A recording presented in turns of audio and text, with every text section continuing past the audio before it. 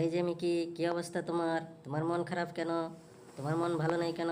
সমস্যা কি বলো তো? মন ভালো নেই কেন? সুপারি কেটে দিয়েছি এজন্য মন খারাপ? ভালোর জন্যই তো কেটে দিয়েছি, তাই না? এই যে এখন তোমার হিট আসে না, তারপরে তোমার চিল্লাচিল্লি করা লাগে না, এটা কি তোমার জন্য ভালো নয়? কি তোমার একটা জরিনা দরকার? জরিনা তো এখন এলাকায় নাই। তোমার তো সুপারিই নাই, তুমি জরিনা দিয়ে কি করবে বলো তো? কি সুপারি আবার লাগিয়ে দিতাম? এ তো অনেক টাকার ব্যাপার। লাগিয়ে দিতে পারি একটা শর্তে। পারবে তো করতে?